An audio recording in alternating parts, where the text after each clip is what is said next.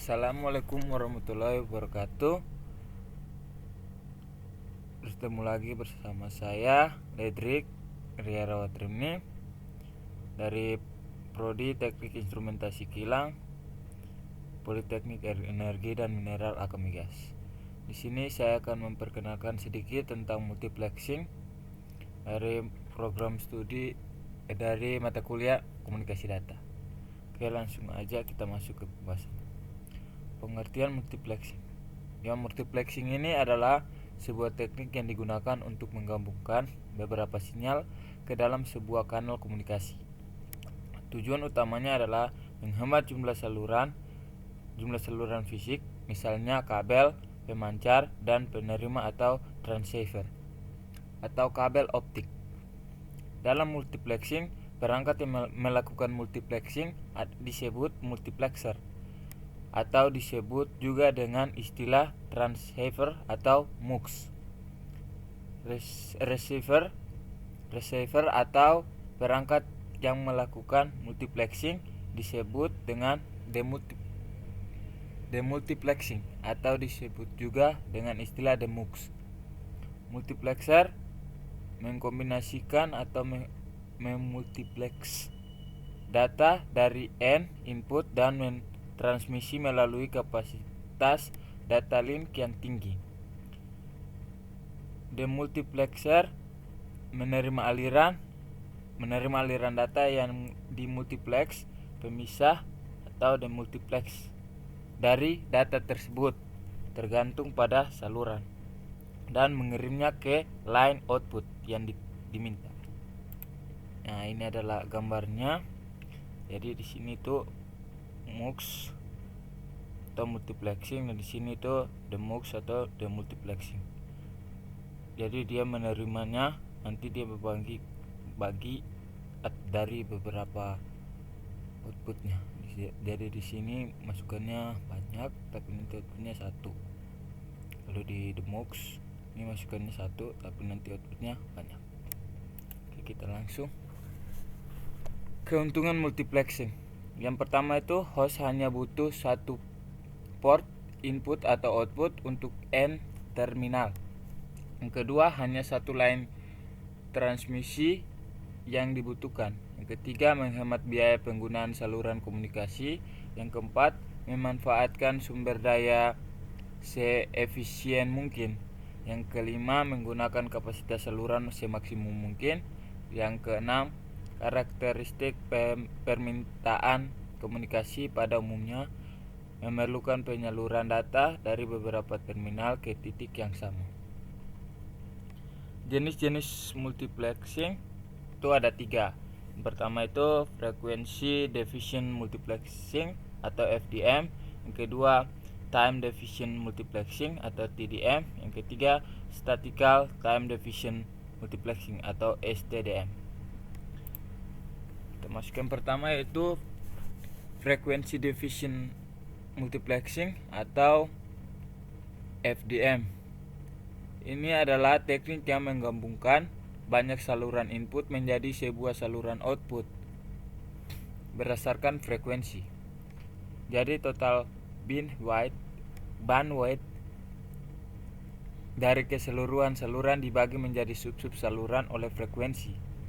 Tiap sinyal modulasi memerlukan bandwidth center tertentu di sekitar frekuensi carrier-nya. Dinyatakan sebagai suatu saluran atau channel. Sebuah input baik analog maupun digital akan ditransmisikan melalui medium dengan sinyal analog. Kelebihan dari FDM ini tidak sensitif terhadap perlambatan atau perkembangan keterlambatan. Teknik persamaan saluran atau channel equalization yang diperlukan untuk sistem FDM tidak sekompleks seperti yang digunakan pada TDM atau time division multiplexing. Kekurangannya, pertama, adanya kebutuhan untuk memfilter bandpass yang harganya relatif mahal dan rumit untuk dibangun, atau penggunaan filter tersebut biasanya digunakan dalam transmitter dan receiver. Kedua, penguat tenaga atau power amplifier. Di transmitter yang digunakan memiliki karakteristik non-linear atau penguat linear lebih kompleks untuk dibuat. Dan amplifikasi non-linear mengarah kepada pembuatan komponen spektral out of band yang dapat mengganggu saluran FDM yang lain. Oke, kita masuk pada yang kedua, yaitu TDM atau Time Division Multiplexing. Adalah suatu jenis digital yang terdiri dari banyak bagian di mana terdapat dua atau lebih saluran yang sama diperoleh dari spektrum frekuensi yang diberikan, yaitu bit arus, atau dengan menyisipkan detakan yang mewakili bit dari saluran berbeda. Dalam beberapa TDM sistem terdapat detakan yang berurutan menghadirkan bit dari saluran yang berurutan, seperti saluran suara pada sistem T1. Pada sistem yang lainnya, saluran-saluran yang berbeda secara bergiliran menggunakan saluran itu dengan membuat sebuah kelompok yang berdasarkan pada pulse time, atau hal seperti disebut dengan time slot. Ini apakah yang menjadi ciri khas TDM? Itu tidak beraturan atau kasar. Adalah sebuah belum ditempatkan time slot pada saluran-saluran atau channel yang ditentukan. Ini masuk ke gambarnya. Ini adalah perbedaan FDM sama TDM. Jadi yang ini tuh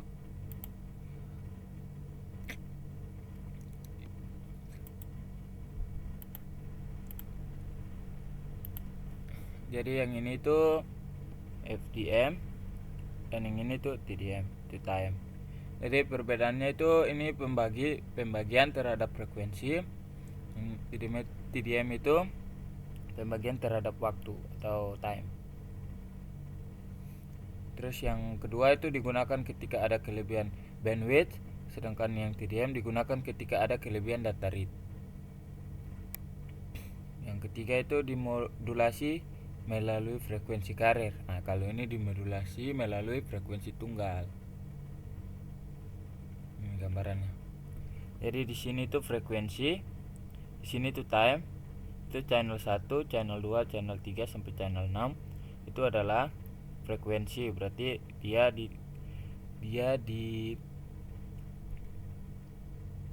dideteksi oleh ini frekuensi FDM ini. Kalau yang ini time ada 1, 2, 3, 4 sampai 6, mulai dari satu lagi itu dia itu masuk ke TDM atau Time Division Multiplexing. Guys, nah, masuk kepada yang ketiga, yaitu Statistical Time Division Multiplexing atau STDM. Adalah lanjutan dari versi TDM yang tadi, di mana alamat terminal kedua-duanya dan data dirinya dipancarkan bersama-sama untuk menghasilkan sebuah jalur yang lebih baik. Penggunaan STDM membolehkan luas bidang atau bandwidth untuk dipisah menjadi satu baris. Banyak perguruan tinggi dan kampus menggunakan TDM jenis ini untuk secara mendistribusikan luas bidang atau bandwidthnya. Jika ada 1/10 Mbit yang masuk ke dalam sebuah bangunan, STDM dapat digunakan untuk menyediakan 178 terminal dengan 58K koneksi, atau 58K sama dengan 9,96 Mbit. suatu penggunaan yang belum lebih umum bagaimanapun adalah hanya mewariskan luas bidang atau bandwidth ketika itu banyak diperlukan. Oke guys, mungkin itu saja yang bisa saya berikan tentang multiplexing. Kurang lebihnya saya mohon maaf. Assalamualaikum warahmatullahi wabarakatuh. Salam sejahtera bagi kita semua. Shalom.